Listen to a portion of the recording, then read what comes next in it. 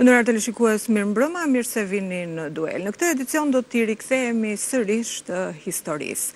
Për të ndalur në njëron prej ngjarjeve, apo më mirë në një grup ngjarjesh, të cilat kanë rëndësi të jashtëzakonshme për peshën që kanë në rrugën e formimit të identitetit dhe ndërgjegjes sonë kombëtare. Është fjala për kryengritjen e Malësisë së Shkodrës të vitit 1911, së cilës i festuam 100 vjetorin vitin e shkuar dhe që në këtë vit të 100 vjetorit të pavarësisë do ta trajtojmë duke e parë nga një këndvështrim i veçantë. Pra, pikërisht për rëndësinë dhe peshën që pati në lëvizjen e përgatitjes së kësaj ngjarje tjetër të madhe së cilës i festojmë në këtë vit 100 vjetorin. Dhe fjala është për peshën që kjo ngjarje pati në formulimin e kërkesave autonomiste nga njëra anë, si edhe në shtysën që i dha lëvizjes kombëtare në organizimin e saj në të gjithë territorin për shkak të përhapjes së saj jo vetëm në jugun e Shqipërisë, por edhe në diasporë.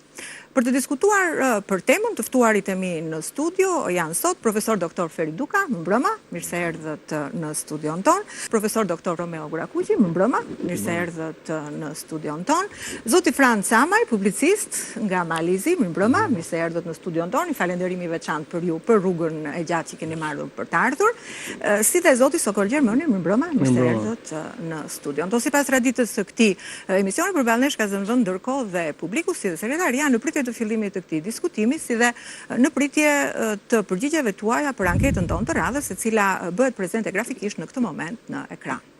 Po, pa humbur kohë, le të qëndrojmë tek objekti ynë, për të ndalur për të hyrë fillimisht në atmosferën e kohës. Jemi në periudhën e 4 të rilindjes kombëtare, vitet 1908-1912, periudhë kjo e cila fillon me fitoren e revolucionit Gjon Turk apo të turqëve të rinj dhe përfundon me shpalljen e pavarësisë kombëtare. Është momenti kur lëvizja kombëtare ka 3 karakteristika kryesore. Vazhdon lëvizja e mendimit, pra lëvizja në rrafshin kulturor, ndërkohë që vazhdojnë kryengritjet, pra organizimi në rrafshin ushtarak, le të themi, dhe fillon formulimi i kërkesave autonomiste. Nga pikpamja kronologjike jemi me njëherë mbas përfundimit të kryengritjes së Kosovës. Është momenti kur patriotët shqiptar mendojnë se kanë fituar pak kohë dhe kanë mundësinë që të riorganizohen, pra të mbledhin forca. Ndjekim material.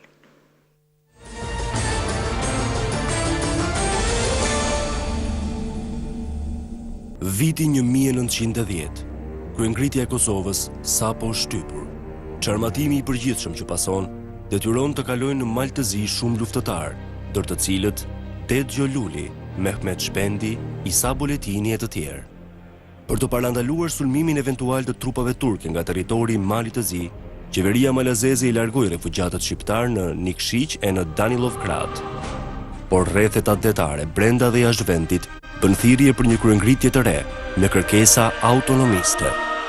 Programi i përhapur sidomos në shtypin e kolonive dhe thirrjet e komiteteve shqiptare kërkonte amnisti për luftëtarët e vitit 1910, liri për përdorimin e gjuhës shqipe me alfabet latin, krijimin e një administrate shqiptare dhe përdorimin e një pjese të ardhurave të brendshme për zhvillimin ekonomik dhe kulturor të vendit.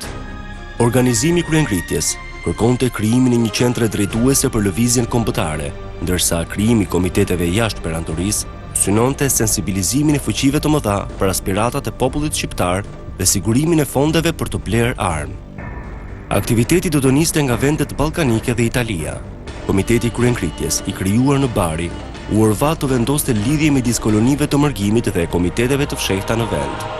Në janar 1911 u formua Komiteti Pro Albania, të cilit ju bashkuan republikan, socialist, demokrat dhe element përparimtar, ndër të cilët 60 deputet.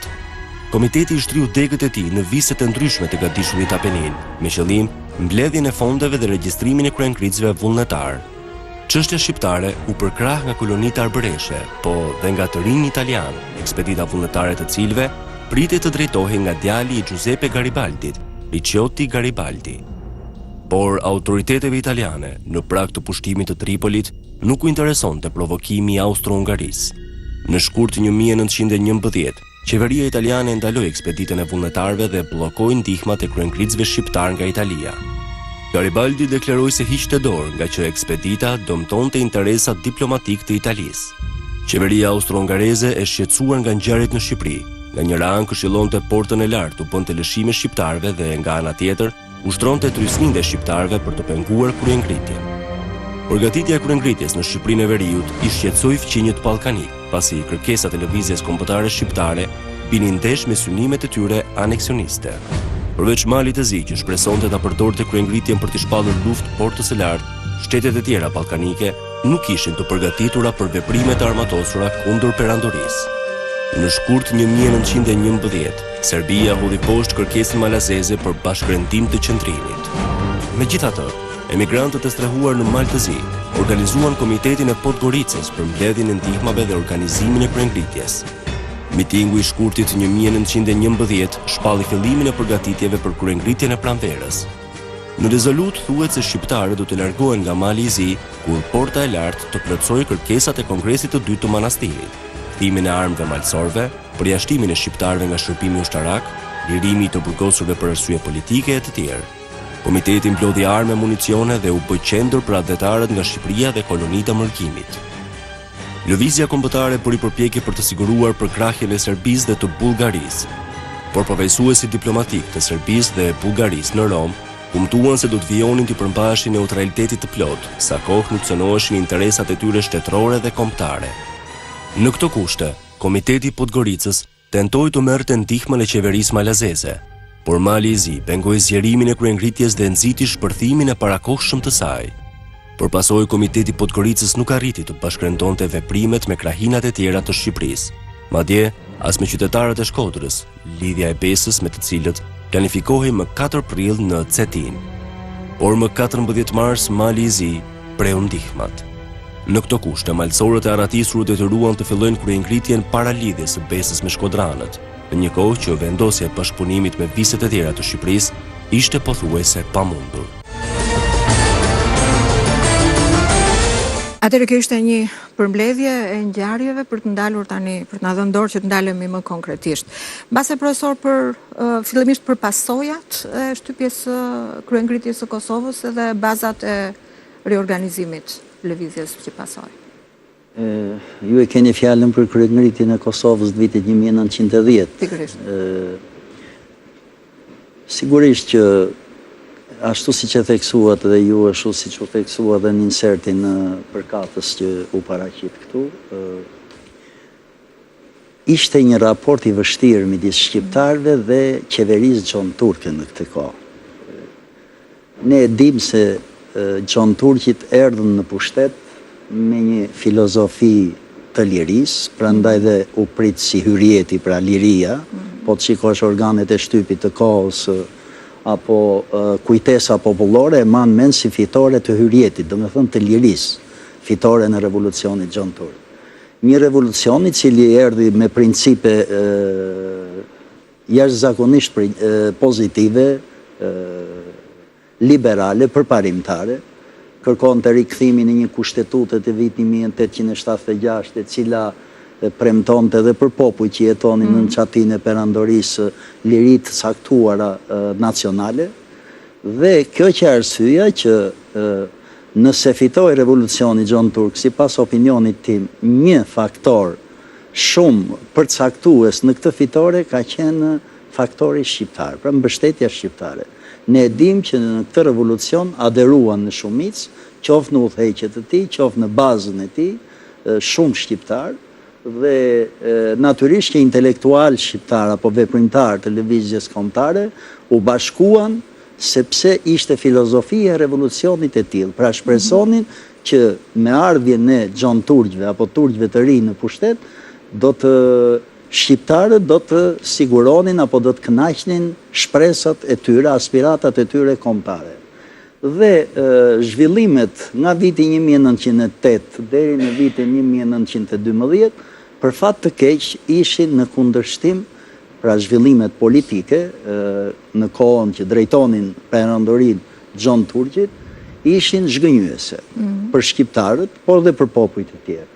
Pse ishin zhgënjyese? Sepse një nga tiparet kryesore të qeverisjes Gjon Turke ishte kundërvënia e tyre me filozofin me cilën ata erdhën në pushtet. Në këto kushte, në ç'nivel nivel është formulimi i kërkesave të lëvizjes kombëtare?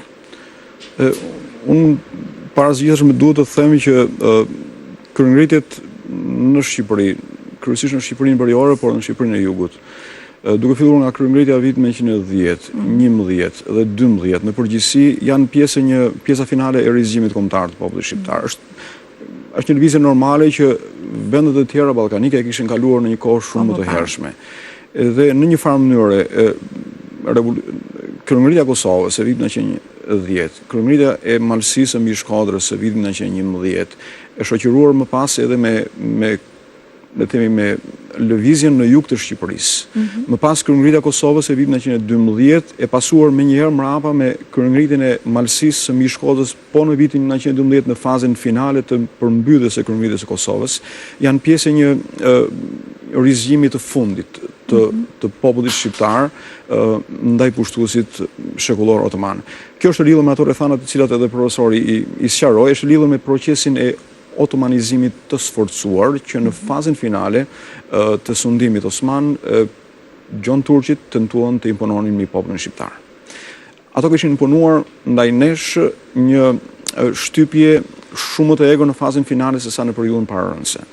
Kuptuar kjo në mohimin e të drejtës së shkrimit të gjuhës shqipe me shkronja latine, në mohimin e mësimit në shkollat në gjuhën shqipe, në përgjithësi, në mohimin e etnicitetit shqiptar, të popullit shqiptar, pa futur në, le themi, në hollësira të tjera. Kështu që në përgjithësi ky nivel i shtypje në raport me ky nivel i shtypje ka qenë i përhapur anë kënd. Problemi është pse shpërtheu në Kosovë mbrapa në malësinë e madhe shqiptare, e cila sot fatkeqësisht është ndarë nga trungu i shtetit shqiptar. Ajo shpërthes sepse vala goditjes ka qenë shumë më thellë në pjesën veriore, veri lindore dhe veri perëndimore. Dhe sidomos në pjesën veri perëndimore, ajo pat një precipitim shumë të shpejt lidhur nga rrethanat e ashpërsisë së goditjes, me arealin religjos të Shqipërisë veri perëndimore, edhe në një farë mënyrë edhe me implikimin e marrit të zi në këtë problem. Shumë rëndësishme. Një pyetje të shkurtër në raport me këtë që thatë ju. Lidhet mbase direkt me atë që thatë që këtu ishte më ashpër vala e goditjes, lidhet me ndonjë element të identitetit kombëtar që shfaqej aty për arsyet që mund të na i thoni ju më fortë se në krahinat e tjera, apo lidhet me këtë karakteristikën e lidhur me arealin fetar që ju gjithashtu e përmendët, apo me bashkëveprimin e gjithë këtyre? Unë mendoj që një rol të jashtëzakonshëm në orientimin e malësorëve shqiptar ka ndikuar formimi tyre shekullor. Ka ndikuar Kisha Katolike Romake, ka ndikuar para se gjithash edhe udhëheqësia nacionaliste shqiptare. Folëm pak për ndikimin që ushtronin marrëdhëniet në arealin ballkanik në të gjithë këtë situatë. Ose se thua marrëdhëniet me fqinjet, le t'i quajmë fqinj, janë që të gjithë brenda perandorisë, po le t'i quajmë fqinj. Si ndikon në të gjithë këtë histori? Si e nxit dhe sa e frenon këtë formulim të kërkesave në drejtim të kërkesave kombëtare? Lëvizja kombëtare shqiptare, sikurse të gjitha lëvizjet kombëtare në Ballkan, në kuadrin e Perandorisë Osmane, përpara se sa këto shtete apo popujt të fitonin pavarësinë, të fillonin rrugën e konsolidimit për ndërtimin e shteteve kombëtare moderne, homogjene, karakterizohet pikë së pari jo vetëm thjesht nga aspekti i vetidentifikimit në bazë të parimit etnik, në bazë të parimit të identitetit kombëtar, në bazë të parimit të gjuhës, në bazë të parimit të traditave dhe ndjenjave të përbashkëta dhe solidaritetit, por edhe nga pikpamja e rëndësisë që kishte lëvizja e diasporës, pra e intelektualëve shqiptar, elitës që ndodhe jashtë, dhe kryesisht ka një sër qëndrash të cilat nuk mund të qëndronin indiferente përkundrejt situatës së brendshme që ndodhesh në Shqipëri. Dhe konkretisht në vilajetin e Shkodrës, në vilajetin e Manastirit, të cilat ishin dy zona më të nxehta krahasuar me vilajetet e tjera shqiptare. Dhe në këtë kohë kemi aktivizimin e diasporës në Greqi, në Itali, në Bullgari, kemi në Malë të Zi gjithashtu, përveç kryeqendrës në cilën shqiptarët kishin një aktivitet gjithashtu aq të fuqishëm që ishte Stambolli në kuadrin e Perandorisë Osmane. Për sa i përket territorit shqiptar i cili ishte qarkuar me fqinjet ballkanik, këta fqinje akoma nuk e kishin kryer procesin përfundimtar të shtetëformimit të tyre. Dhe duke qenë se ky shtetëformim kishte akoma territore që ndodheshin në Perandorinë Osmane, këto shtete ishin të interesuara për ta zhvendosur kufirin e pavarësisë, jo vetëm thjesht nga pikpamja politike, por edhe nga pikpamja territoriale. Çka do thoshte që në planet e tyre kombëtare nacionaliste përfshihen edhe territore të cilat në shumicën ndërmuese të tyre banoheshin nga shqiptarët. Përkundrejt këtij realiteti, këta fqinj qëndrojnë disi më të tërhequr, përjashtojnë këtu Malin e Zi, i cili ishte shumë herë më aktiv.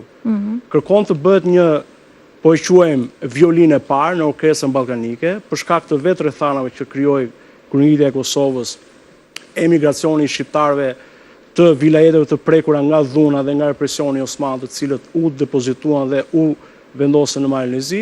Atëherë vetë roli i mbretërit të Malit të Zi, vetë roli i ushtrisë malazeze dhe vetë roli i qarqeve drejtuese malazeze kërkuan që këtë situatë ta përfshinin brenda programeve të tyre kombëtare. Kemi një dualitet midis, po themi, familje mbretërore të dinastisë serbe dhe asaj malazeze, të cilat kërkonin të bëheshin prisit kryesor të, po themi, një shteti më të madh slav, i cili mund bashkonte malazezët, serbët edhe slavët e tjerë të cilët ndodheshin brenda këtij territori. Nëse shikojmë vendet të tjera ballkanike, si Greqia, Serbia dhe Bullgaria, Greqia është e prirur që të mbajë një qëndrim pozitiv për ta përkrahur këtë kryengritje dhe tregohet e gatshme në bisedimet që bën qoftë Ismail Qemali, qoftë edhe Faik Konica në Shtetet Bashkuara të Amerikës me një përfaqësues ad interim të shtetit grek në Amerikë. Ata janë dakord, por me kusht që kryengritja të zhvillohet në pjesën veriore të Shqipërisë, duke shfaqur hapur pretendimet e tyre për viset jugore të Shqipërisë.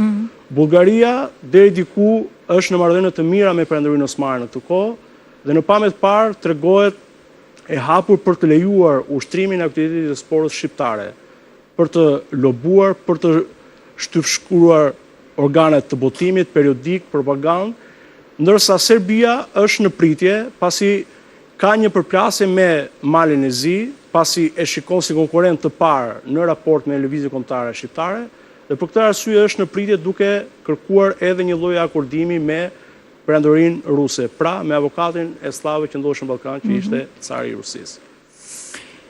Vim tek Komiteti i Podgoricës, i cili është një komitet me veprimtari të konsiderueshme në këtë kohë, të spikatur.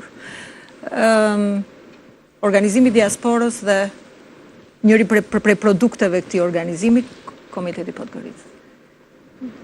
Pas shtypjes së kryengritjes së Kosovës, masat represive të xhonturgjve ishin të mëdha jo vetëm në Malësi, por edhe në viset tjera shqiptare. Kështu që malësorët, një numër i madh i tyre u detyruan të lëshojnë trojet e veta dhe të strehohen në Malë të Zi. Nuk dihet numri sakt, por disa pohojnë se ky numër i malësorëve është mbi 2000, të cilët u strehuan në Podgoricë dhe në qytete tjera të Malit të Zi.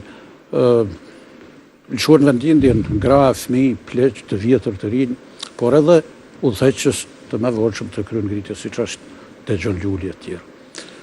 Mirë po, së bashkut me ta u ndodheshin edhe intelektual nga Shkodra, siç është Lujë Gjurakuqi, Hilmosi, Risto Siliqi e shumë të tjerë. Gjendja natyrisht e refugjatëve ishte mjaft e vështirë, nevojitej të kujdesej dikush për ushqimin e tyre, për strehimin, për vendosjen, por edhe për armatimin e tyre. Kështu që u shpreh nevoja që të themelohet Komiteti Shqiptar i Podgoricës, në kryet e të cilit u zgjodh Sokol Baci i Vezaj. Tani pse pikërisht Sokol Baci, shtroj pyetja, masi që kemi disa të dhëna kontraverze për figurën e Sokol Bacit dhe rolin e tij në kryengritjen shqiptare.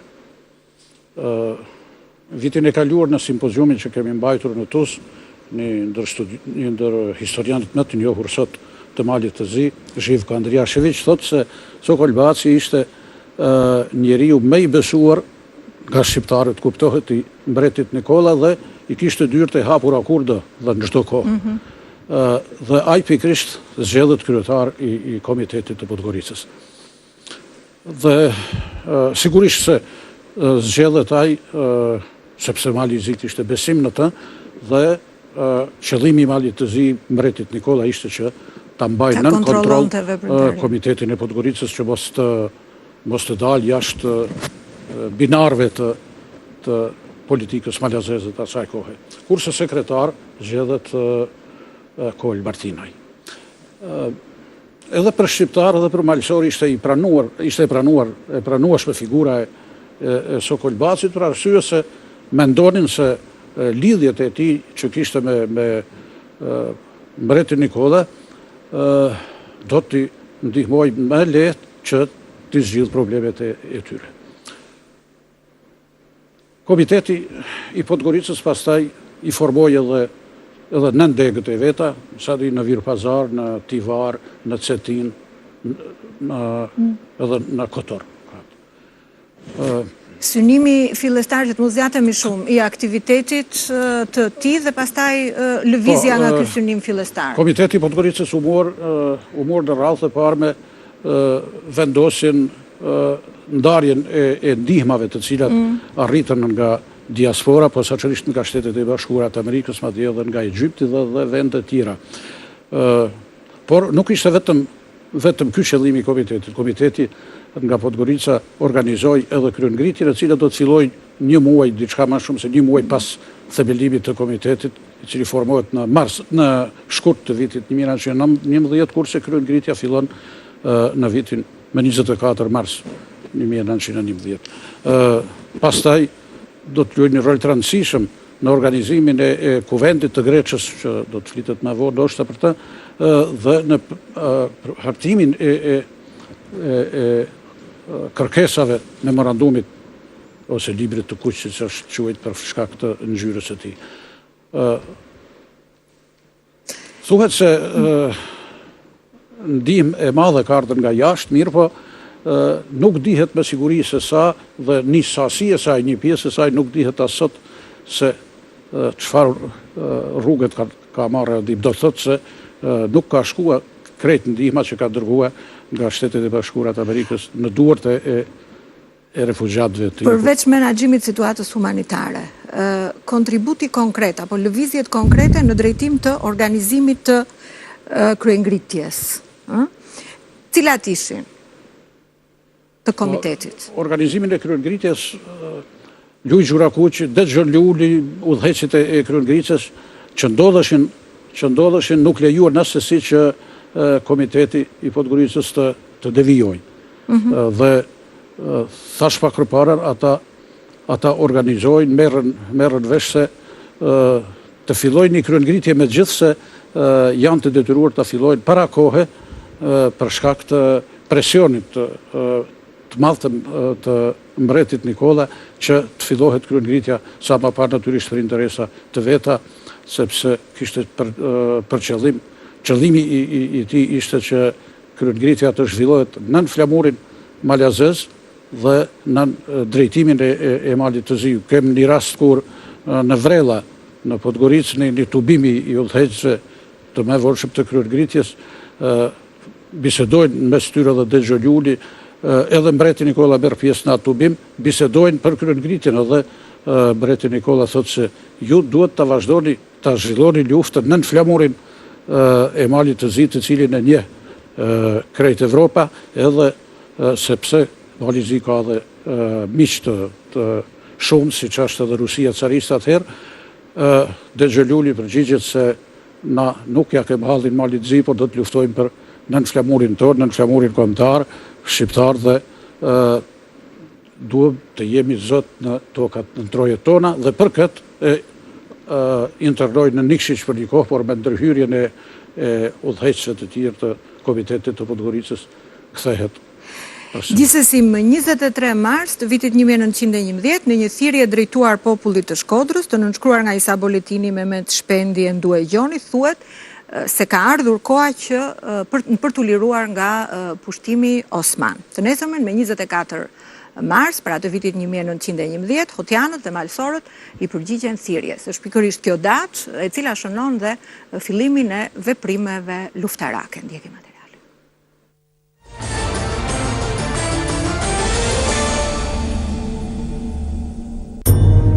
Kryengritja filloi më 24 mars 1911, kur malcorët e Hotit, të udhëhequr nga Det Gjoluli, sulmuan fortifikatën kufitare të Rapshës. Lëvizja ushtri në Grud, Kelmend dhe Kastrat. Autoritetet osmane tentuan të nxisin grindjet fetare, duke i paraqitur malcorët kryengritës si veglat e shtetit të krishterë malazez.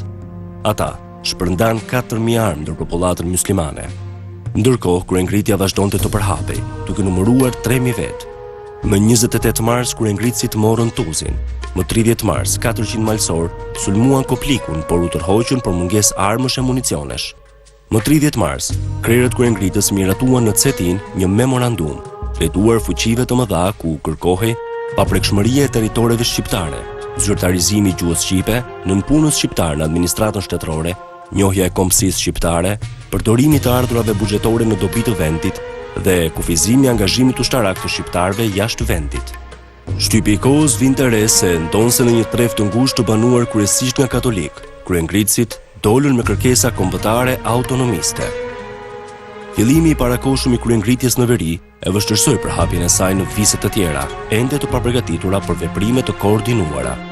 Trevat veriore të vendit, sidomos Kosova, Mirdita dhe krahinat e tjera, ishin të çarmatosura nga ekspedita e vitit 1910.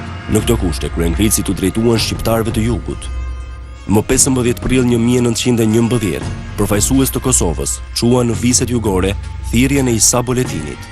U krijuan komitetet e reja, shoqëria e zezë për shpëtim, që dërguan përfaqësuesit e tyre në Kosovë. Udhëheqësit e tyre vendosën në Kolonjë që çetat e organizuara në jug të fillojnë kryengritjen në qershor. Në vilajetin e Janinës, në Korçë, Elbasan, Tibër dhe Ohër, komitetet shpërndan armë dhe organizuan çeta. Më 16 prill, në manastirin e Cepos, kryengritësit e jugut u betuan për luftë armatosur, po në ndikimin e elementëve të moderuar dhe faktorëve të jashtëm. Komiteti i manastirit i shtyu përgatitjet për një periudhë më të vonë të vitit 1911. Më 17 dhe 18 prill, zbarkuan në Shëngjin dhe Shkodër 8 batalione, kryesuar nga Shefqet Turgut Pasha. Megjithatë, kundër sulmi i forcave xhon turke më 12 prill, dështoi. Në proklamatën e publikuar më 1 maj 1911 në shqip, frëngjisht, gjermanisht e italisht, kryengritësit parashtruan edhe një herë programin e tyre autonomist. Më 3 maj, ata përleshën sërish me forcat osmane, duke hapur rrugën për në qendrën e vilajetit në Shkodër. Kryengritja pati jehon brenda dhe jashtë vendit. Kryengritësve ju bashkuan vullnetar nga Italia e Bullgaria, ndërsa shtypi i huaj i shihte me simpati. Në kolonitë e mërgimit në Amerikë, Bullgari, Rumani, Egjipt kishte aktivitet. Shqiptarët e Amerikës mblodhën ndihma në të holla dhe 30 vullnetar, por dështuan në përpjekjen për të siguruar përkrahjen e Greqisë. Në maj, patriotët shqiptar krijuan në Korfuz një deg të Komitetit Shqiptar të Barit. Më 9 maj, Shefqet Turgut Pasha u përgjigj me një ultimatum. Udhëheqësit e kryengritjes të dilnin para gjyqit ushtarak nëse nuk dorëzoheshin brenda 5 ditëve. Po të qellohej kundër ushtarëve, do të dënoheshin jo vetëm fajtorët, por edhe plejësia e Katundit.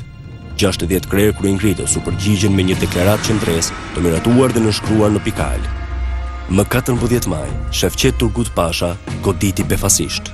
Ekspedita e gjerë ndëshkimore shkonte paralelisht me aksionet e kryengritësve. Më 3 qershor, 350 malsor sulmuan Lezhën, mbyllën garnizonin në Kala dhe ndërpren komunikimin toksor dhe telegrafik midis Lezhës, Shkodrës dhe Shëngjinit. Zgjerimi i kryengritjes shkaktoi reagimin e fuqive të mëdha. Rusia kërcënoi Malin e Zi me pasoja nëse ndihmonte kryengritjen. Pasoi qeveria austro-hungareze, po lëvizja kryengritëse u zgjerua dhe në jug të vendit. Në qershor doli në mal çeta e Korçës dhe filluan të veprojnë edhe çeta të tjera të jugut. Më 17 qershor, Shefqet Turgut Pasha rishpalli amnistin për kryengritësit që dorëzoheshin për 10 ditë dhe premtoi 10.000 lira për shtëpitë e djegura. Me që shumica e kryengritësve të Malësisë mbi Shkodrës ishin katolik, Stambolli kërkoi ndihmën e Austro-Hungarisë për ndërmjetësimin e bisedimeve me malsorët. Argipeshkvi i Shkodrës, Jak Serreqi, ra dakord me disa kushte. Autoritetet turke formuluan një program prej 8 pikash, mbi të cilin do të kryeshin bisedimet me malsorët. Por duke qenë shumë larg kërkesave të autonomisë të shpallura që në muajin mars, pikat nuk u morën në konsiderat nga krerët e kryengritjes. Misioni klerikëve me në krye Jak Serreqin dështoi.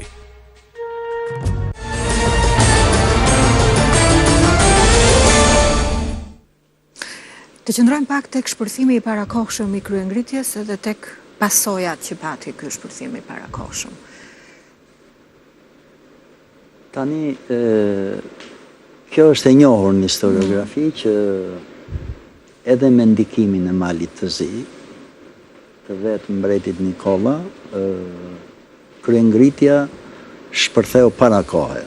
Çdo të thot para kohe. Do të thot që fjala vjen ashtu si kundru tha këtu, komiteti i themeluar për këtë qëllim nuk kishte ende kohën e duhur pra për të përcjell mesazhe në tërë rrethet politike, patriotike shqiptare në mënyrë që në këtë aksion të angazhoheshin edhe viset e tjera shqiptare.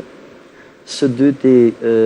Pra e latë kufizuar, që është njëra nga... E latë kufizuar, në një territor biles shumë të kufizuar. Shumë. Edhe kjo që një nga faktorët që bëri që kryengritja të përfundonte ashtu siç përfundoi. Një çështje tjetër këtu është pastaj që edhe u theksua këtu, relacioni i Malit të Zi me kryengritje.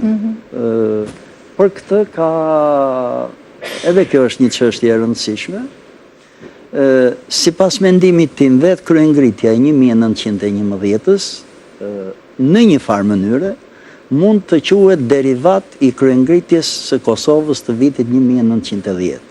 Në kuptimin që vetë kontingjenti i azilantëve në Malin e Zi që krijoi një problem humanitar me përmasa të jashtëzakonshme. Keni parasysh që po të shifet dokumentacioni diplomatik i kohës, qoftë me proveniencë, me prejardhje turke, qoftë malazeze apo qoftë me prejardhje austriake apo tjetër, dëshmon qartazi që për hir të vërtetës, për qeverinë malazeze, prania e një kontingjenti kaq të madh azilantësh, pa diskutim që formonte një problem humanitar, i cili nuk mund të përballohej vetëm nga qeveria malazeze. Dhe kjo ishte një nga arsyet që e bënte monarkun malazez që të kërkonte një zgjidhje të ngutshme, dhe për këtë flet vetë dokumentacioni, nga të gjithë faktorët relevant ndërkombëtar të kohës. Natyrisht që zgjidhja nuk gjendej me lehtësi, sepse kishte një qëndrim refraktar nga qeveria Gjon Turke për të mos marrë në konsiderat kërkesat e shqiptarëve, siç e pam dhe në insert edhe siç e kanë treguar edhe studimet, kërkesat në fakt ishin minimale. Çfarë kërkohej? Fjala vjen u pa qartë edhe në inserte, por janë të njohura edhe në historiografi. Shqiptarët keni parasysh ende në fillimet e dekadës së dytë të shekullit 20, në një kohë që shtetet e tjera, popujt e tjerë ballkanik kishin fituar të drejtat kombëtare shumë dekada më herët, shqiptarët ende në fillim të dekadës së dytë të shekullit 20 nuk njiheshin si entitet kombëtar i veçantë. Dhe ju e shikoni, siç e patë edhe në insertin, ku njohja e kombësisë shqiptare ose njohja e ekzistencës kombëtare të shqiptarë ishte një nga kërkesat qendrore që shtroheshin. Sigurisht to nuk shtroheshin vetëm nga kryengritësit, sepse vetë ne duhet kemi parasysh një gjë që elita politike e kohës, Ismail Qemali, Luiq Gurakuqi apo aktivistë të tjerë, bën përpjekje që të bashkojnë aksionin luftarak me programin politik. Dhe kjo duket qartë, si në ato që u theksuan këtu në zhvillimet e fillimit përgatitjeve për kryengritjen, duken qartë dhe në vazhdimin e kryengritjes deri pastaj dhe në memorandumin e Grecës e kështu me radhë. Dhe në këtë kuptim, qëndrimi i Malit të Zi, sigurisht që krahas asaj gjendjes humanitare, problematike që krijonte kjo prezencë popullsie këtu, u përpoq që ta shfrytëzonte edhe për qëllimet e veta politike. Do të thënë, edhe pse kishte një, le të themi, një vështirësi të tillë kaq të madhe brenda shtetit të vet, natyrisht që politika malazeze u përpoj që të paktën të nxirren përfitimet politike të sa mund të nxirren nga kjo situatë. Edhe dihen përfitimet politike që kërkonte mbreti i Malit të Zi, ishte që kryengritjen ta përdorte si instrument që nga njëra anë të dobësonte fuqinë shqiptare, fuqinë luftarake në ballafaqim me Osmanët, nga ana tjetër të dobësonte faktorin turk gjithashtu dhe të lehtësonte kushtet për të realizuar ëndrrën pastaj për të marrë pjesë të Shqipërisë Veriore për t'i aneksuar në favor të vet. Domethënë, nga kjo pikpamje kryengritja shikoi si një instrument i Malit të Zi për të realizuar qëllimet e veta. Kjo nuk ka asnjë diskutim. Unë desha të theksoj edhe një element tjetër që pavarësisht nga jehona që pati, qoftë në rrethet e brendshme, patriotike, qarqet politike, në kryengritja, do më thënë një nga ato pasojat apo një nga elementet ku qëndron rëndësia e kësaj kryengritje është fakti se duke qenë se u zhvillua në një kohë të tillë, siç ishte viti i 1911, kur shumë kontradikta ishin në prag të shpërthimit të konflikteve të reja e tjera në Ballkan, natyrisht që faktori shqiptar këtu zgjoi një vëmendje të madhe në qarqet europiane. Unë mendoj se ky që suksesi më i madh i kryengritjes, që tërhoqi vëmendjen e faktorit europian dhe me ndihmën sidomos të miqve tanë, siç kanë qenë etnologja e shquar dhe mikesha e njohur e shqiptarëve, Edith Durrami, e cila u ndodh atje në momentin kur vepronte ky komitet, kur kishin këto probleme, kjo mas shqiptarësh u përpoq të sensibilizonte sa t'ishte e mundur opinionin, në qarqet politike të Europës. Dhe sidomos me një letër edhe ministrin e jashtëm britanik Edward Grey, gjë që tërhoqi vëmendjen e diplomacisë britanike dhe u bë një përpjekje që t'i jepet një zgjidhje pra problemit. Pra, më së shumti, më së paku do të themi, kjo kryengritja pati një hon të tillë që faktorin shqiptar e bëri të ndjeshëm jo vetëm në Ballkan, por edhe në Europë.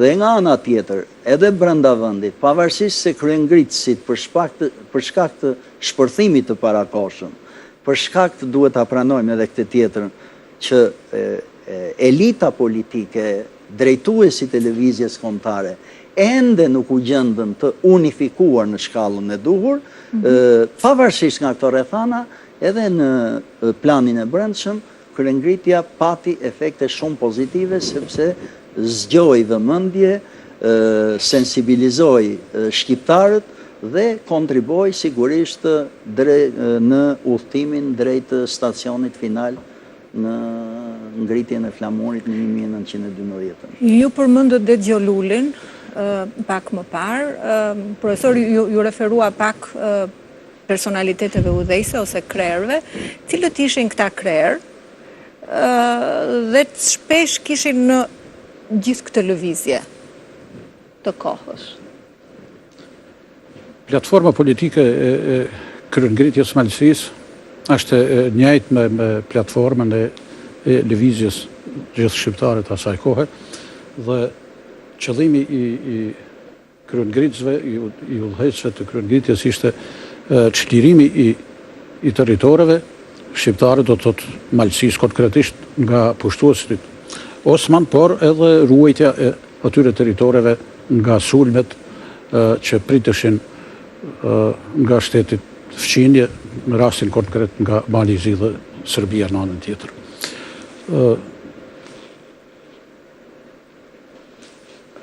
Shtrohet edhe pyetja pse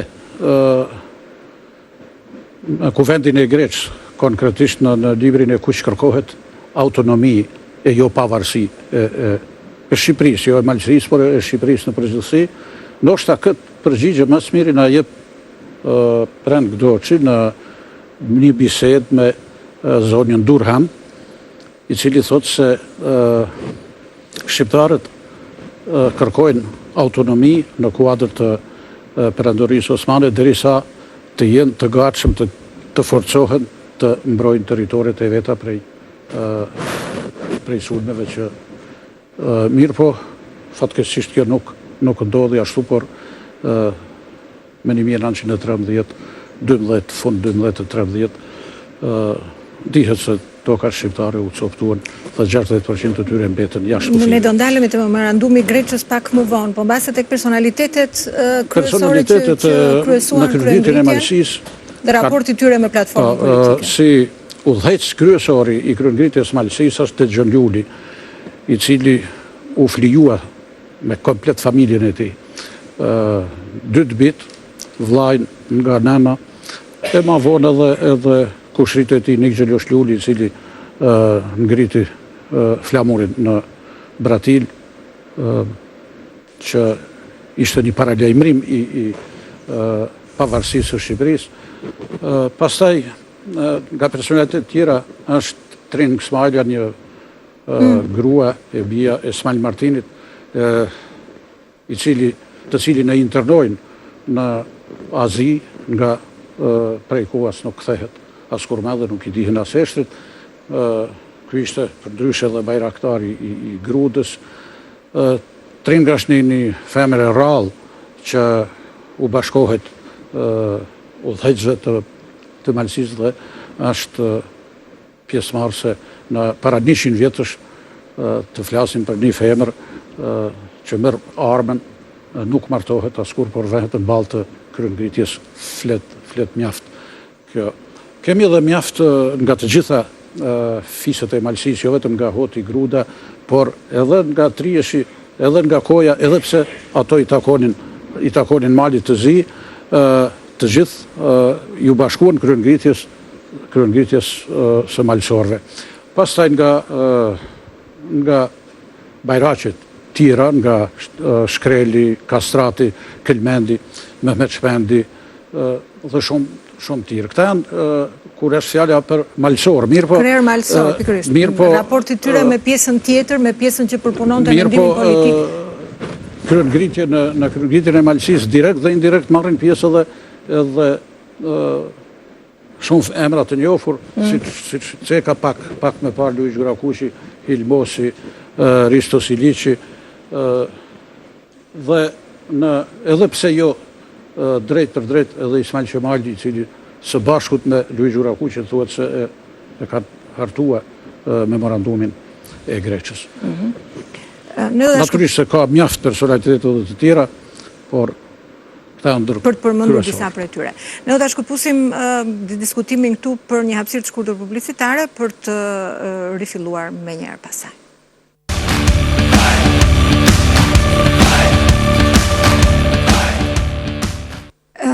Nëse i referohemi jehonës apo mundësisë ose pamundësisë të përhapjes së lëvizjes në jug të vendit, si do ta analizonit ju këtë? Mu paraprakisht me duhet të bëj disa ndërhyrje në lidhje me sa u diskutuan momentalisht këtu. Para se gjithash me procesin e drejtues të kryengritjes. Ka 2 drejtime kryengritja e vitit 1911. Drejtimi i parë është drejtimi në terren, që e kanë kryer në mënyrë të përsosur Det Gjoluli dhe prisit kryesor të Malësisë. Emrat të cilët janë të skalitur në nderën e kombit shqiptar. Me duhet me thanë edhe diçka tjetër shumë të rëndësishme, që lidhet me Komitetin e Podgorisës. Komiteti i Podgorisës, Malizi në përgjithësi ka qenë një territor i një shteti shumë më afër me kufirin veri perëndimor të Shqipërisë dhe kufirin veriminor të Shqipërisë. Dhe ka shërbyer si bazë e emigracionit shqiptar në rrethanat kur autoritetet gjon turke po kryenin rekrutimin në masë të djemnisë shkodrane dhe shqiptare në përgjithësi për t'i quar si nizam në lindjen e mesme. Në këto rrethana e gjithë djemnia e Shqipërisë veriore është detyruar mu largu, edhe djemnia e Kosovës, Edhe këtu në territorin e Malit të Zi është krijuar një situacion shumë i komplikuar i emigracionit, që vjen nga fundi vitit 1910 drejt vitit 1911 për të vazhduar edhe më tutje gjatë vitit 12. Zgjumbullohen gjithë energjitë kundërshtuese. Dhe në Komitetin e Podgorizës ka pasur një bashkërendim të përsosur të shqiptarëve të Malësisë, të djemnisë shkodrane, emrat e cilëve unë dhe i kam butuar, mes të cilëve spikasin figurat e tilla sikurse Risto Siliqi dhe ish shefi i shërbimeve sekrete shqiptare Spiridon Kasarosi, emri i cilit rrallë dëgjohet por është një ndër figurat më të rëndësishme. Në fakt rrallë përmendet e drejtë. Edhe e gjithë komiteti është përqendruar në shtëpinë e Nush Koqit, cilin unë kam pas fatin me njoft. Pastaj këtu, nëse dëgjoni emrat me rrallë të personazheve të cilët kanë marrë pjesë, janë të gjithë emra familjes shumë të njohura shkodrane, të cilët të gjithë ndodheshin në Malin e Zi. Dhe kishin krijuar një komitet të tërë, domthonë me deg anë kënd Malit e Zi, por edhe territorit të bregdetar të Dalmacisë, domthonë deri në Trieste. Kjo është e para. A ka shpërthyer kryengritja para kohët?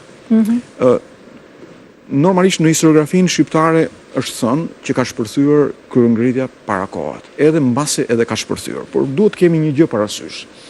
Nëse bëhet fjalë për një qendër drejtuese nacionale, e cila kishte programuar diçka në shkallë kombëtare, edhe mund ta pranojmë një gjë të tillë që kryengritja ka shpërthyer para kohët. Në fakt ka disa përpjekje për të krijuar qendra nacionale. Komiteti Nacional me qendrën e Manastir ka qenë një për të tillë, po ato nuk kanë pasur forcën e mjaftueshme për të drejtuar politikisht dhe ushtarakisht me efikasitet në pikpamje organizative të gjithë lëvizjen kombëtare shqiptare. Shqipëria ka qenë në mendjen e pak njerëzve të shquar dhe asaj kohe, shqiptar të shquar, të shkolluar jashtë, por eficienca organizative nuk ka qenë e mundshme të realizohej. Kështu që kryengritja vërtet shpërtheu me datën 24. Nëse hidhet një sy dokumentacionit, është një incident krejt i rëndomt, i cili pastaj u pasua nga incidente pafund, jo incidente, por një përshkallëzim të tejskajshëm, derisa kryengritja u bë e papërballueshme. Rëndësia qëndron këtu që Hoti, që është bajraku kryesor, fisi kryesor i Malësisë Madhe, a përfshin e kryengritje, dhe kur hedhet Hoti në kryengritje, gjithë të tjerët i shkojnë pas. Kështu që në një farë mënyrë janë edhe disa rrethana të tjera të cilat edhe rastësore të cilët kanë qenë në shpërthimin e kryengritjes me datën 24 në këndvështrimin tim. Për sa i përket Malit të Zi, qendrimi i Malit të Zi është një qendrim krejtësisht i papërcaktuar. Është një principat që tenton të shtrihet territorialisht, të së ndërtohet në një mbretëri, e cila në rrethanat e zhvillimit e kryengritjes së vitit 1911, pa mohuar pyksenimet politike për zgjerim drejtim të territoriale për zgjerim drejtim të Shkodrës, e drejt lumit të Matit. Në rrethanat e vitit 1911 ka mbajtur edhe qendrime pozitive.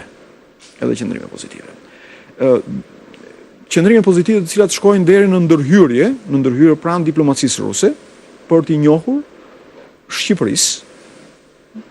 Kam rastin e misionit të diplomatit Malazes Miushković, i cili i drejtorit Naratovit me një kërkesë për t'i njohur sa më parë Shqipërisë autonominë para se rrethanat e matutjeshme të bëhen të pariparueshme. Dhe në fakt, ky parashikim i Miushkovicit del profitik nëse kemi parasysh se si evoloi situata në fund të vitit 12. Në çfarë periudhë është kjo? Kur është kjo? Ky mision i përket qershorit 1911. Një kohë kur në vitin 1912, siç duket ai kishte informacion misionimet e Serbisë dhe Greqisë, ndoshta edhe synimet e qarqeve të veta, Malezi nuk ka ndërhyrë pa u krijuar rrethanat. Ai kërkon që Shqipërisë të jepet autonomia pa qenë vonë, duke pas parasysh se Serbia kishte pikësënime krejtësisht të qarta në drejtim Shqipërisë Veriore. Greqia po ashtu. Siç duket kishte informacion. Në rrethanat kur lufta e ballkanike ka shpërthyer, atëherë siç duket qendrimi i Malezias ka ndryshuar. Për sa i përket qendrimit austriak. Qendrimi austriak në fakt duhet vështruar në rrethanat e vitit 1911 kur ministri i punëve të jashtme Erentali në fazën e parë shpërthimit të kryengritjes nuk ka qenë në detyrë. Edhe detyrën e ministrit të punëve të jashtme e ka kryer ministri austro-hungares në Konstantinopoj Pallavicini. Pallavicini ka qenë filoturk dhe ai është mundu që politikën austro-hungareze në fazën e parë ta orientojë, le të themi, drejt paqësimit të detyruar. Edhe është mundu që ta mbaj në një farë mënyrë në fre edhe Marin e Zi. Pas rikthimit të Erentarit në krye të Ballplacit, edhe politika austro-hungareze ka ndryshuar. Ka ndryshuar, le të themi, në fund të majit, në qershor, në korrik, në gush, në shtator, derisa në shtator Austro-Hungaria të dërgojë një mision special në Ballkan dhe të bëjë një studim të hollësishëm të luginave, të maleve, nga ku do të mund të kalonte kufiri i një Shqipërie autonome, që në fakt është shumë më e madhe se sa ajo çfarë konsiderohet si Shqipëri e madhe. Le të rim pak tek misioni Sereqe. Mbase për të folur pak për autoritetin e këtij misioni dhe për pasojat. Po në parantezë, për të vazhduar mendimin aty ku e la profesor Burakuqi, në lidhje me situatën në jug, pas shpërthimit kryeministrit në veri, jugu në fakt ka një lloj ndryshimi edhe përsa i përket statusit, përsa i përket raporteve me të drejtat, me ligje, me afërsinë e shumicës popullsisë, do të që ishte e besimit musliman, më në jug akoma kemi edhe konveksionin ortodoks, kurse pjesa veriore e cila në shumicë ka pjesën e konfeksionit katolik, ka një status pak si më të ndryshëm. Përveç kësaj, fillimi para kohë e kryengritjes në veri, pjesën tjetër të territorit të Shqipërisë, edhe sidomos udhëheqësit kryesor, qoftë ata që ishin drejtues të qetave apo edhe udhëheqësit politik, akoma nuk ishin arritur të krijonin një bërtham unike, e cila të ishte një bashk rendimi plot edhe njëhershëm edhe me pjesën tjetër në veri. Kjo bëri që pesha kryesore e përplasjes së shqiptarëve me osmanët të binte në ato territori që profesor Burakuqi përmendi, në viletin e shkollës së Kosovës, kurse i manastiri dhe Janinës ishte më pak të prekur, por nga inkursionet e disa qetave të andartëve grek në territoret e viletit të Janinës, dhe më pas edhe në viletin e manastirit, ku kërkuan që të bashkëpunonin me qetat bulgaro-maqedonase për të kundërbërë pushtuesit osman, jugu reagoi më me vonesë. Dhe kjo bëri që të mos ishin në një kohë dhe për të mosa sprapsur, po themi, të gjithë ekspeditën osmane dhe për të vendosur raportet më të drejta në favor të vetë kryengritjes edhe të vetë lëvizjes kombëtare shqiptare.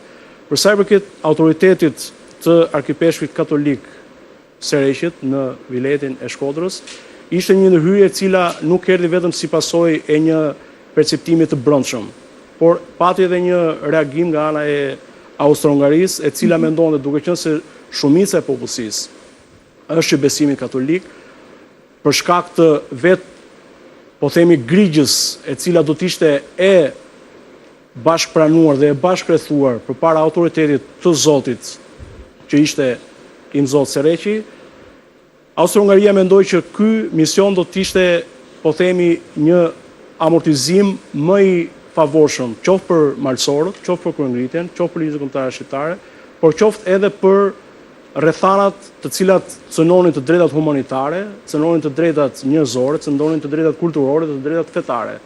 Në këtë kohë shumë kisha ishin profanosur, shumë njerëz ishin vrarë, shumë familje ishin shkatruar, shumë shtëpi ishin rënuar, dhe ata menduan që elementi fetar dhe autoriteti i besimit mund të kishte ndikim.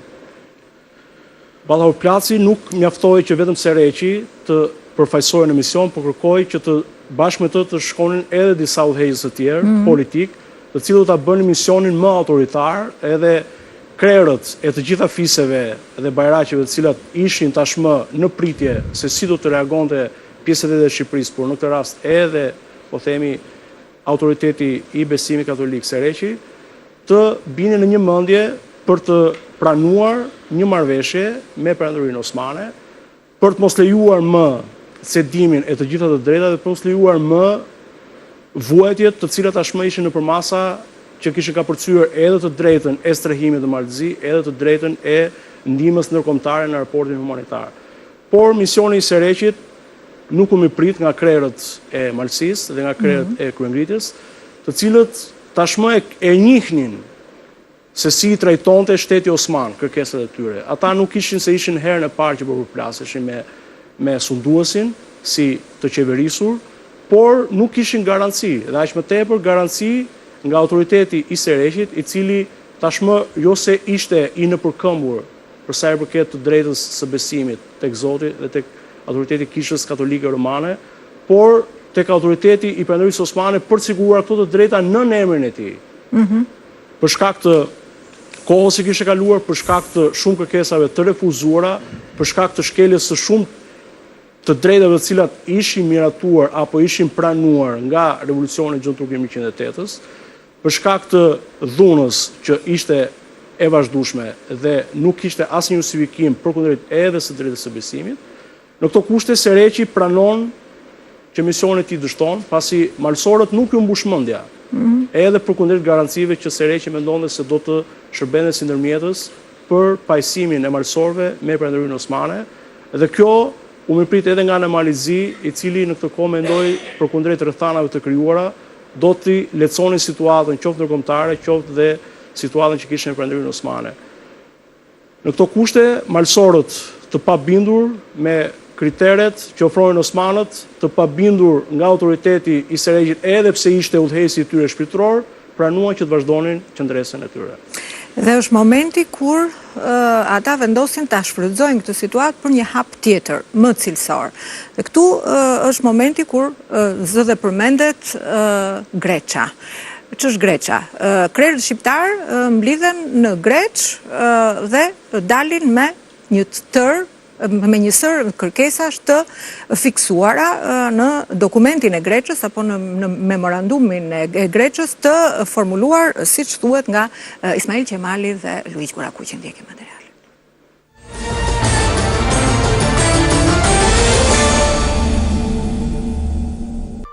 Memorandumi i Greçës shënon aktin me të cilin kryengritja armatosur e shqiptarëve të Veriut pajiset përfundimisht me një program kombëtar, me të cilin aderuan të gjithë shqiptarët. Në hyrje të memorandumit, libri të kuq, flitet për ndihmesën e shqiptarëve në mbështetje të revolucionit Gjon Turk, pavarësisht privilegjeve që u njihte sultani autokrat, për besimin që ata patën te regjimi kushtetues dhe reformat e premtuara dhe zhgënjimin që pasuan si pasojë politikës së egër nacionaliste të Gjon Turqve. Memorandumi kërkonte garanci për ndalimin e veprimeve antikushtetuese, respektimin e feve dhe zakoneve të vendit, si dhe njohjen e kombit shqiptar me të drejtat që kishin kombet e tjera të perandorisë osmane. Ai kërkonte liri për zgjedhjen e deputetëve shqiptar në përpjestim me popullsinë, liri për përhapjen e gjuhës dhe të shkollave shqipe, bashkimin e vilajeteve ku jetonin shqiptar sipas decentralizimit administrativ dhe harmonizimin e ligjeve turke me të drejtat zakonore të vendit. Sipas memorandumit, nënpunësit e lartë duhet të dinin gjuhën e vendit, ndërsa punojësit administratës duhet të ishin vendas. Guvernatori i përgjithshëm duhet caktuar nga sultani për një periudhë të caktuar, ndërsa gjuha shqipe të lejohej të përdorej në administratën vendore, gjyqe e kuvende, për krah turqishtes që mbetej gjuhë zyrtare e qeverisë qendrore. Kërkohej gjithashtu që shërbimi ushtarak në kohë paqeje të kryhej në vend dhe banorët e zonave kufitare të kryenin shërbim në kufi, që të ardhurat fiskale të përdoreshin në vend, që këshillat e përgjithshëm të vendosnin për buxhetin e vilajeteve dhe të kontrollonin shpenzimet, që të kompensoheshin dëmet e shkaktuara nga operacionet e ushtrive osmane dhe që t'u ktheheshin shqiptarëve armët. Memorandumi i Greçës parashtronte një program të plotë të autonomisë së Shqipërisë, ashtu siç ishte konceptuar ajo në platformën e lëvizjes kombëtare shqiptare, qysh nga koha e lidhjes së Prizrenit. Përmbajtja e tij ishte një argument i fuqishëm kundër trillimeve që mohonin karakterin kombëtar të lëvizjes shqiptare dhe paraqisnin atë si kryengritje fetare. Pranimi i kërkesave të Greçës, siç pohonte Ismail Qemali, do të ishte një fitore e nacionalizmit shqiptar. Memorandumi nxiti përpjekjet për kthimin e kryengritjes së Veriut në një kryengritje të përgjithshme. Libri i kuq ju dorëzua nga përfaqësuesit e kryengritësve, ambasadori turk në Maltëzi, Sadreddin Beut, që e pranoi atë pa dhënë ndonjë përgjigje. Për të pasur garancinë e fuqive të mëdha për plotësimin e kërkesave të tyre, një delegacion i kryengritësve ja dorëzoi memorandumin përfaqësuesve të fuqive të mëdha në Cetin. Shefqet Turgut Pasha u detyrua të shpall një proklamat të dytë për shtyerjen e afatit të dorëzimit të kryengritësve me 15 ditë të tjera, duke filluar nga 27 qershori. Ai njoftoi se Porta e Lartë kishte dërguar një vali dhe një kajmekam që dinin gjuhën shqipe.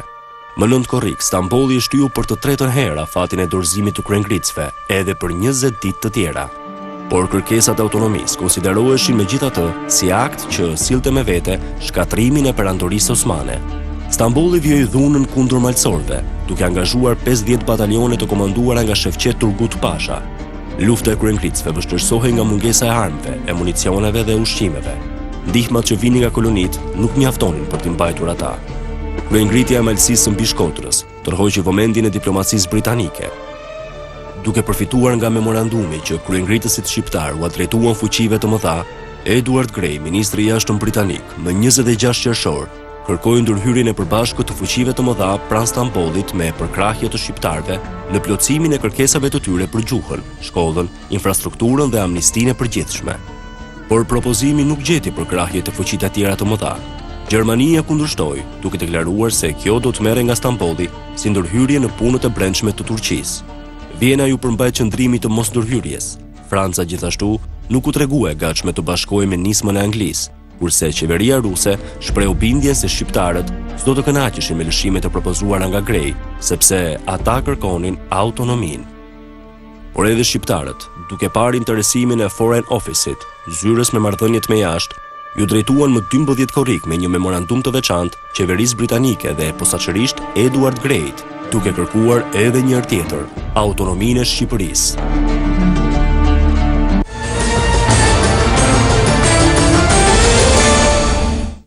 Base për ata që na ndjekin një sqarim sa i takon toponimit vet, Greç apo Gërç? Ne i themi Greç në fakt, po në dokumentacion e shohim dhe si Gërç. Greç. Ose mund të ndëroj. Në gjithë dokumentacionet zotërisme që vjen prej ande. Greç është një vend bjeshk larg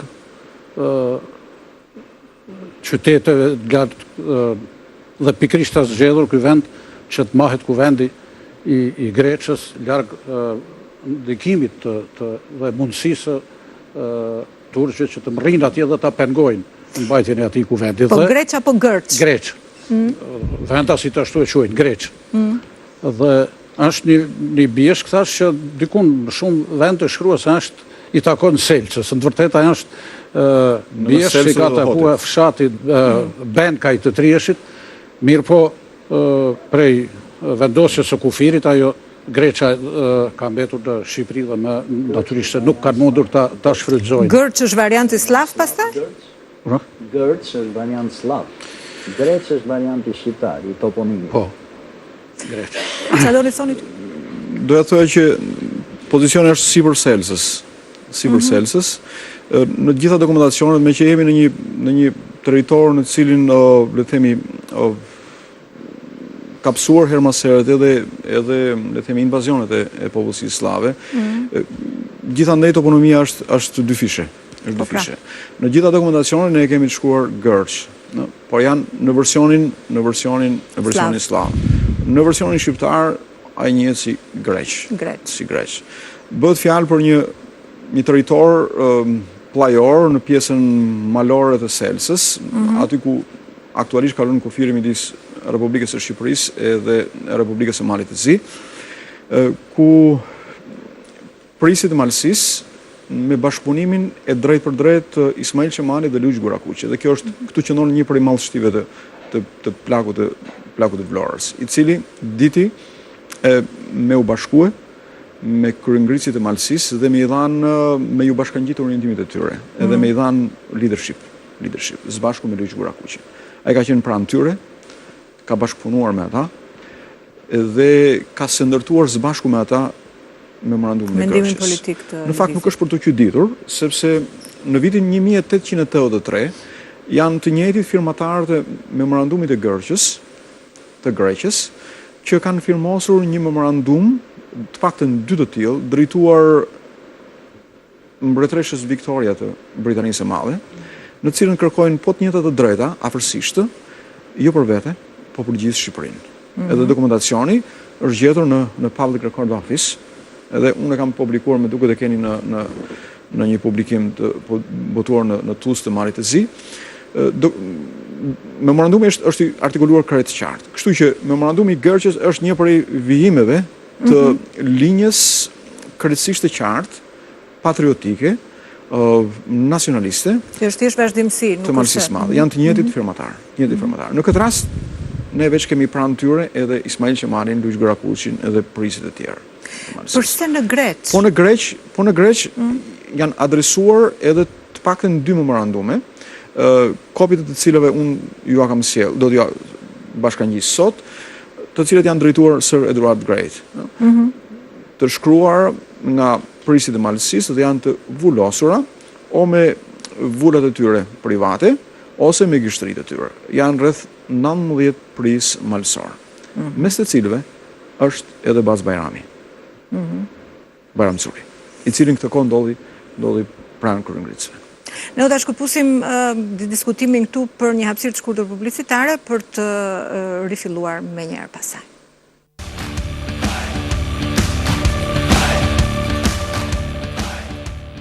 Përse në Greq? Jo, unë...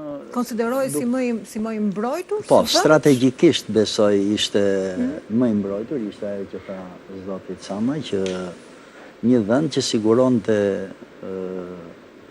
ishte në një largësi tillë, në një fshehtësi tillë që lejonte mbajtjen e lirë të kuvendit dhe procedimin e lirë të asaj që edhe u doli si rezultati i punimeve, që ishte vetë memorandumi. Unë desha të theksoj dhe diçka tjetër, që theksimi i kësaj kryengritje është pa diskutim i justifikuar, edhe shkencërisht, sepse si që shofim, ajo pavarësisht se ka një karakter lokal, si kryengritje, kuptohet se në çmas është ngjizur vetë faktori shqiptar tashmë, se në që ku është pjekuria politike e këtij faktori për të artikuluar kërkesat që i nevojiteshin tashmë për të realizuar Shqipërisë së kohët. Madje vajtja Ismail Qemalit bashkë me Luiz Grakuqin në vendin e kryengritjes, bisedimet me kryengritësit, me krerët e tyre, ishte në fakt një shkëmbim i domosdoshëm, një ushqim i domosdoshëm që merrte fronti i luftës nga fronti i mendimit dhe anasjelltas. Pra, ishte një koordinim që i nevojitej lëvizjes kombëtare shqiptare. Për fat të keq në këtë rast ishte një faktor lokal, nuk ishte për masa, kryengritja nuk i mori dot për masat kombëtare. Por sidoqoftë, ne shohim që mendimi kombëtar, politik kombëtar, i afrohet kryengritjes, i afrohet terrenit në mënyrë që t'i bëj të mundura ato çka kërkoheshin, pse jo, edhe në Parlamentin Osman. Sepse ne duhet i marrim, do t'ishte mirë që t'i shikonim zhvillimet lokale në kontekstin e perandorisë, në kontekstin ballkanik, në kontekstin europian, për të kuptuar më mirë logjikën e zhvillimit të ngjarjeve. Ne duhet të dim që fjala vjen, të përmendim, se kjo dihet, që Ismail Qemali vetë në shkurt të vitit 1911 në Stamboll ka pas një takim me ambasadorin austro-hungares, ku i ka thënë shprehimisht që pritet që në Shqipëri të shpërthej një kryengritje. Gjë që tregon se vetë kryengritja, sado që duket si diçka e rastit e kondicionuar nga ky faktori humanitar që ne përmendëm, nga faktor politik lokal, ka dhe një prapavi të qartë, ndoshta dhe kjo duhet ta ndriçojnë studimet të mëtejshme, edhe një lidhje të mëparshme me vetë elitën, pra, elitën politike shqiptare. Së dyti, unë desha të theksoj që vetë kryengritja duhet parë dhe në raport me nivelin e si që theksova, pra vetëdijes politike kombëtare në këtë kohë, që gëlonte gjithandej, dukej pra spikaste gjithandej, kishte kjo ndërgjegje kombëtare e shqiptarëve për pozicionin e tyre, për statusin që aspironin, duke tashmë se shfaqet haptas gjithandej, madje shfaqet haptas deri në Stamboll, në kryeqendrën e perandorisë. Mjafton të kujtojmë këtu që për shembull e Qrem Bejvlora në kujtimet e tij e thotë shprehimisht se në takimin që ai ka pasur me një antar të kabinetit John Turk, ky i fundit i ka thënë qartë që është fjala 908 këtu, i ka thënë qartë në mënyrë edhe protestuese që shqiptarët, dhe ai kishte parasysh shqiptarët të elitës që ishin në Stamboll, kanë filluar të flasin dhe të përshpërisin për kërkesa që janë në kundërshtim me interesat e perandorisë. Do të thotë që artikulimi i problemit kombëtar tashmë po trokiste qartë edhe brenda për brenda Stambollit, po e shqetësonte perandorinë në kryeqendrën e saj. Ne jemi në një kohë tashti këtu, afërsisht në këtë kohë, që fjala vjen deputetët shqiptar në Parlamentin Osman, me gojën e Müfit Libohovës, ju përgjigjen kryeministrit Osman, kur ai tha që nuk ka një kombë shqiptar, po, zoti kryeministër, ka një kombë shqiptar. Këto ishin zhvillime që të marra të gjitha në bashklidhje, në korelacion me njëri tjetrin, tregojnë se pavarësisht se nuk u bashkua, nuk u arritu të bashkohen në mënyrë eficiente popullsia e jugut me atë të veriut, apo popullsia e trojeve lindore me atë të veriut, prap se prap, ne kemi shpërthim në pikat të caktuara, në rastin konkret në Veri Perëndim, siç u përmend këtu, të gjithë këtyre zhvillimeve, tensioneve që barte brenda për brenda tani shoqëria shqiptare. Dhe një tension që lidhej sigurisht me luftën për të realizuar aspiratat që ishin bërë tashmë të njohura. Mund të themi që kemi një formulim të nivelit kombëtar të kërkesave pa çkase mbi bazën e një lëvizjeje me karakter më shumë lokal? Është vendi për të theksuar dhe për të vënë më në pah që kemi të bëjmë me një nacionalizëm i cili nuk shprehet më për një kombë të imagjinuar, por për një nacionalizëm i cili shprehet për një kombë ekzistencial.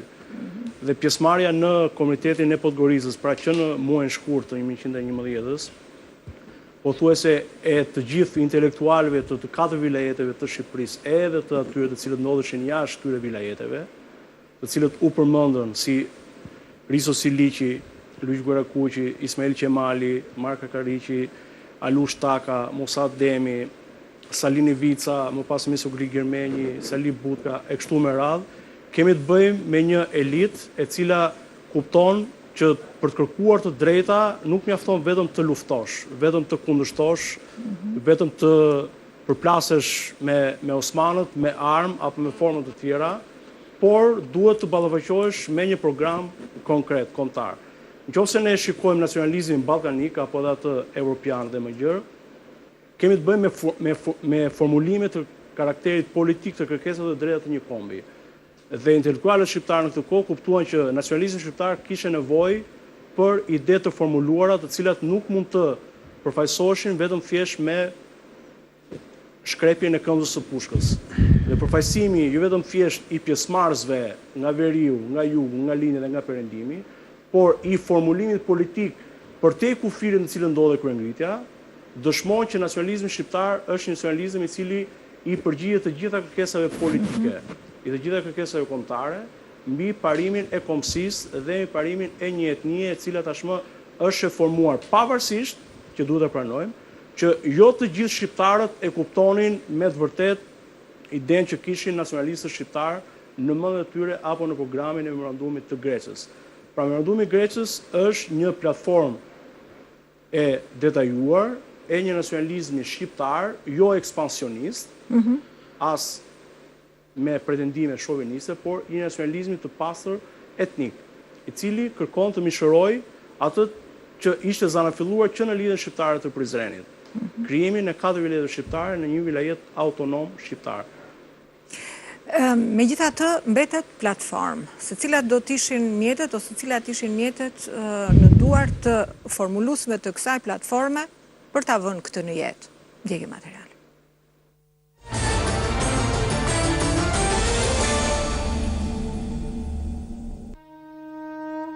Memorandumi i Greqës nxiti jugun për veprim.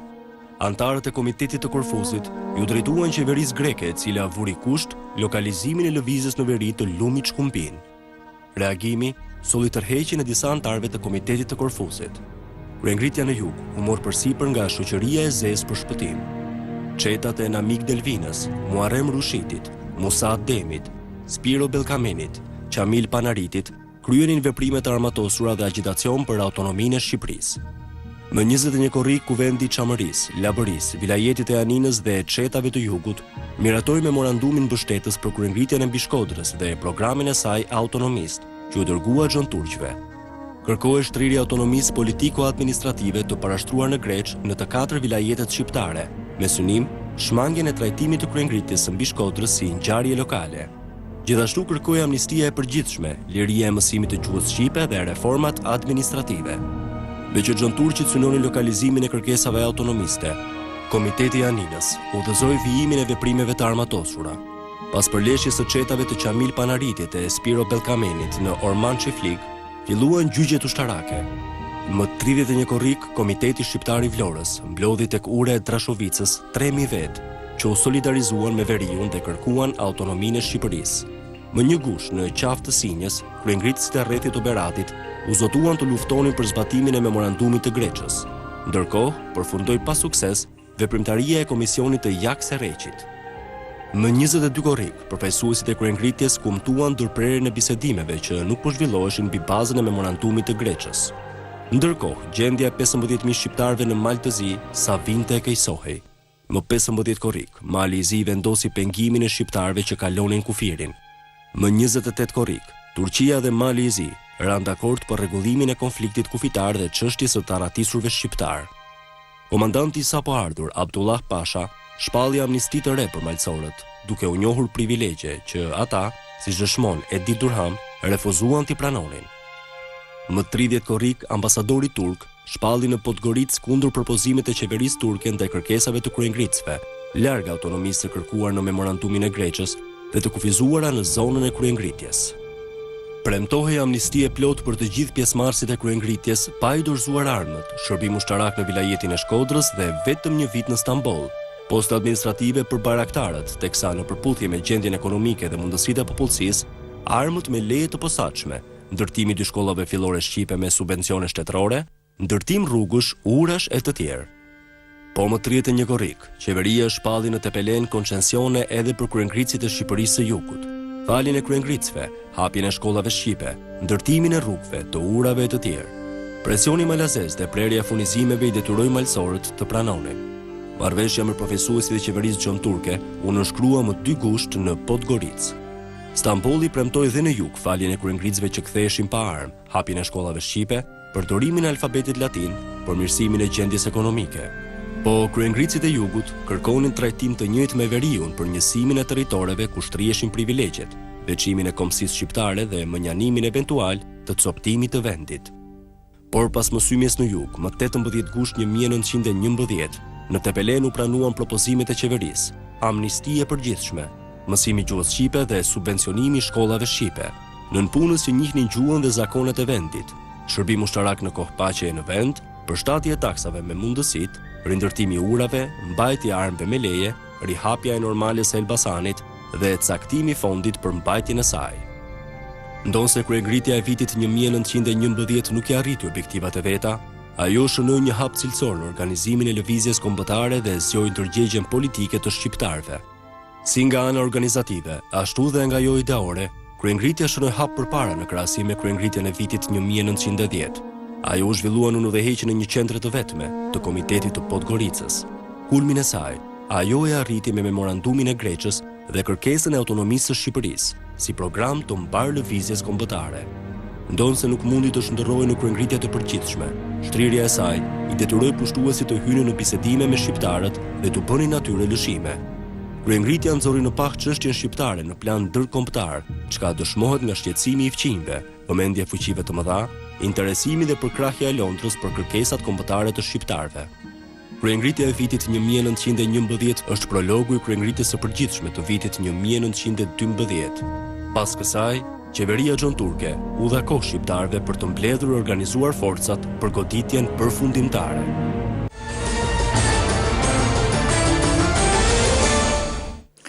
Mbase një konsiderat nga të gjithë ju për rëndësinë e kryengritjes? Në qoftë se më lejoni, unë do të thoshe që ashtu si që u tha edhe këtu në këtë panel, kjo kryengritje bart një rëndësi të jashtëzakonshme për sa i përket mesazheve që dha, efekteve që pati, që u dëgjuan qartë dhe në insertet që ne pam, por tregoi dhe një tëmet serioze, nxorri në shesh përsëri të lëvizjes shqiptare, një që duhej korrigjuar me shpejtësi, që ishte çështja e bashkimit në nivel kombëtar të forcave për të realizuar qëllimet politike kombëtare. Natyrisht një hap shumë i rëndësishëm, duke nxjerr këtë mësim nga kjo kryengritje, elita shqiptare e bëri me kryengritjen e vitit 1912, që ishte edhe preludi i pavarësisë, një kryengritje cila pati shtabin e vetë, bisedime paraprake dhe një unifikim më të madh të elitës shqiptare për ta bërë më eficient aksionin shqiptar për të drejta kombëtare. Faleminderit, profesor. Paraqisja duhet të themi që kryengritja e vitit 1911 ka qenë një kryengritje shqiptare dhe jashtë lojrave të brendshme politike në Perandorinë Osmane, do midis pozitës dhe opozitës së asaj kohe. Kjo kryengritje për herë të parë arriti të artikulojë një program kombëtar që shtrihej diku midis autonomisë administrative dhe autonomisë politike. Dhe për herë të parë u sëndërtua deri në këto përmasa një program i kësaj shkalle. Në qoftë se vihet re me kujdes dokumentacioni i kohës, që përbëhet nga dokumentacion arkivor i diplomacive respektive, ka një densitet të tillë që është i pakonceptueshëm për sot. Bëhet fjalë vetëm në arkivin e Ministrisë së Punëve të Jashtme të Perandorisë Austro-Hungareze janë rreth 33 kutia me dokumentacion që i kushtohen kryengritjes së vitit 1911. Në arkivin e Londrës janë 4 dosje të mirëfillta që i kushtohen kryengritjes së vitit 1911 dhe secila dosje ka jo më pak se sa 600 faqe dokumentacion. Pa llogaritur këtu dokumentacionin dytësor që gjendet në zërat respektive të diplomacisë serbe, marazeze, greke edhe diplomacive të vend të fuqive të mëdha. Për herë të parë, pas kryengritjes së vitit 1911, Shqipëria filloi të trajtohej si një entitet i veçantë, i dallueshëm, nga pikpamja programore, nga pikpamja politike, me aspirata kryesisht të qarta. Kjo nuk është sa për të thënë për këtë emision këtu, por ky është një realitet i mirëfill dhe çdo kush që është marrë me dokumentacionin arkivor e vën re krejt qartë rolin e kryengritjes në programin e brendshëm shqiptar, edhe në një farë mënyrë edhe në ndryshimin e qëndrimeve të diplomacive perëndimore ndaj çështjes shqiptare. Para së gjithash, këtu ka një ndryshim drastik qëndrimi i diplomacisë austro-hungareze, ka një ndryshim drastik edhe qëndrimi i Foreign Office britanik, pro çështjes shqiptare. Gjë që do të vi duke artikuluar edhe në muajt e mëvonshëm. Për sa i përket situatës në fund të kryengritjes, kryengritja ka ardhur duke rënë për shkak se intensiteti i goditjes ka qenë shkatrimtar. Bëj fjalë për një shkatrim gati total të malësisë së madhe shqiptare dhe bëhet fjalë për një territor mjaft të gjerë, që fillon nga pjesa veriore e Shkodrës dhe përfundon në Trievsh në Koj. Edhe rreth 20.000 refugjat. Vetëm në qoftë se lexohen letrat e Edit Durhamit, cilat unë kam pas rastin të lexoj të gjitha, janë disa dhjetra, mund të jenë edhe 30-40 letra të tilla, një pjesë ju kam sjellur këtu në emision, kuptohet situata. Malësorët rezistuan për të pranuar kushtet turke, sepse ato nuk patën një garanci ndërkombëtare dhe këtu fuqitë e mëdha nuk arritën dot të koordinoheshin për të dhënë një garanci. Edhe personi vetëm që ka shërbyer si garant për refugjatët për malësorë që do riktheshin në trojët e tyre, ka shërbyer vetëm një grua. Miss Edith Durham. Ajo ka shërbyer si garant i vetëm në rrethanat e një kthimi të mira refugjatëve pranë forca ushtarake turke që llogariteshin në këtë kohë deri në 30.000 forca ushtarake mjaft e egra, të sjellura nga Azia. Situacioni ka qenë shumë shkatrimtar. Faleminderit. Rëndësia, sipas mendimit tuaj? Rëndësia e kryengritjes së Malësisë besoj se është e madhe edhe pse u shtyp nga pushtuesi. Sfari kryengritja u tregoi forcave botërore të cilat ishin mjaft pasive deri atëherë duke u munduar që të ruajnë status quo se malësorët nuk pajtohen, edhe shqiptarët natyrisht nuk pajtohen me sundim me peradorinë omane dhe nuk pranojnë të jetojnë në sundimin e Turqisë. E dyta, ka rëndësi për arsye se u tregoi atyre forcave dhe grupeve të cilat mundoheshin që kryengritjes së japin karakter lokal ose fetar, se ajo nuk ishte kryengritje as lokale, as fetare, por ishte një kryengritje shqiptare, kombëtare, e cila përputhej plotësisht me programin e përgjithshëm shqiptar, me dokumentet e lidhjes së Prizrenit dhe me interesat e përgjithshme të popullit shqiptar. Po ashtu, kryengritja e Malësisë tregoi se jo vetëm se dëshiron të çlirohet dhe të lirohet nga sundimi otoman, por, siç thash edhe pak më përpara, të ruaj territoret e veta nga pushtuesit tjerë, sepse, siç thoshte dhe Xheluli një rast, sa për mbret nuk të ndroj kur bisedon me Kral Nikollën. Fatkeqësisht kjo nuk ndodhi, kjo dëshirë dhe ky ideali i malësorëve edhe i shqiptarëve në përgjithësi nuk ndodhi, sepse aty ku ngrit flamuri, fatkeqësia jonë është pas 450 vjetësh në një territor çliruar në Bratil, afër Deçiçit, ai territor mbeti jashtë kufive të shtetit Am.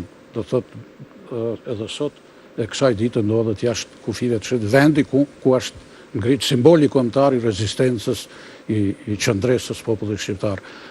Përveç asaj, me vendosjen e kufive të ri, një numër i madh i familjeve malësore shpërngulen, çojnë territoret e veta dhe formojnë lagjet e reja afër rreth Shkodrës, për shembull kemi Hotin e Ri, Grudën e Re, komplet familjet e Xholulit me të afërmit shpërngulen në Shkodër dhe lëshojnë trojet e veta. Kjo është një fatkeqësi e jona,